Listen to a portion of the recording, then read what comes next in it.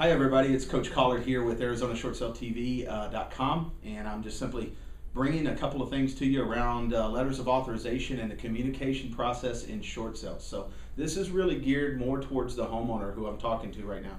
So to begin with, when you engage with us for short sales, really what it looks like is the first thing as part of the process, we do this anyways, but we get a letter of authorization signed by you, the homeowner, giving us access on your behalf to negotiate with and talk to the lender pertinent to your particular loans. So if you have multiple loans, a first and a second, we'll have to have a letter of authorization for each of those. What that enables us to do is communicate to the lender about your loan and the specifics around it and really get the short sale process engaged. The reason I bring this up in conversation and why it's so important to you as the homeowner to understand is we want you to understand the entire process of the short sale and to understand and see some perspective of what we deal with within the lenders. So it's really a communication opportunity is what we call it. Most people call it a problem, we call it an opportunity. So once we engage with the lender with that letter of authorization, they put it on file, we verify that they have it and who within their office registered in their system, and then we start to communicate with the bank. Over time, what we've experienced with short sales is that the lenders have less than perfect, or I would even say poor processes in place and systems in place where sometimes they lose the authorization. So we have some backup mechanisms in place to where we circumvent that process. We make sure that we can verify things almost every time, depending on what lender it is. And one of the reasons why that's important is because these bad processes the lenders have, sometimes they lose stuff. They lose paperwork, they can't find things in the system, and so we've got automated systems on our end that track exactly who we talk to on what date and what time. We know who people's managers are. We even have backup authorizations faxed and sent on a regular basis just to make sure that nobody ever loses our authorization. Now, why am I bringing this up and why is it important to you, the homeowner?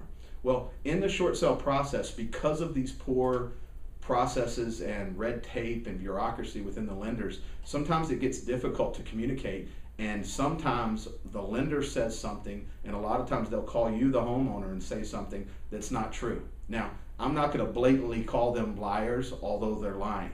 So I'm not going to say they're doing it intentionally. Sometimes they're not aware because of their bad processes. So this is important to you because you've got to have some short sale experience, some short sale professionals handling things that know how to circumvent the problems within the lenders. Does that make sense? I really want to make sure you guys are understanding this.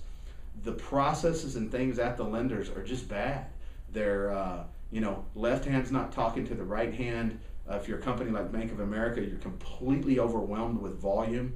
I think the numbers, just so you can relate to it here, is 2007 and 2007 mid-year, Bank of America, who at the time was Countrywide, had 12 short sales submitted into their whole system nationwide.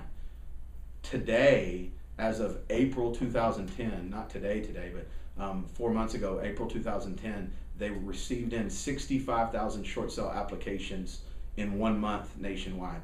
So they're completely overwhelmed and they don't have the manpower to handle it. Those cause some issues, and I'm not talking about just Bank of America, I'm just using it as an example. Most lenders will call you, the homeowner, in the middle of the short sale process and say, hey, we're looking at this, we don't have this paperwork, we've not heard from your short sale person, blah, blah, blah, blah. And a lot of times it causes our homeowners to call us and say, hey, what the heck's going on? But we go into the system, or if it's somebody like myself, I'll pull up the system right there and just explain, hey, our last conversation was this morning, this is going on, whatever, and somebody will go, well, why does the lender not know what you're doing? And I can't answer that question. All I know is that we put systems in place, we put people in place and processes in place so that when that does happen, we actually win because we can prove that they're lying, and then it causes things to move faster. So I hope I didn't confuse you guys, but all of this is around communication with the lender, and sometimes it's difficult. You need a powerful team like ArizonaShortSaleTV.com. You need somebody that can handle things for you and work through the communication opportunities within the lender. I hope this is valuable for you. If you have any questions at all, feel free to hit us up at for an email down below, or reach out to us and comment on this video, and we'd gladly respond to you.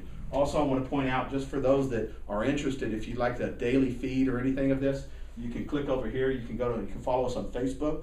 You can get an RSS feed or even check out Twitter and see what we're doing. And then down at the bottom, in fact, I'm going to scroll down to the bottom here of our website. Down at the bottom, we've got a section. If you'd like to receive a notification of our video updates on a daily basis, you can put your email in right here and submit it, and you'll get an automatic feed every day to your email where you just click the link, you can see the topic, you can watch it or not watch it as is convenient for you. So hope you enjoyed this. We love sharing with you, and we'd love to hear your feedback. We'll talk to you again soon.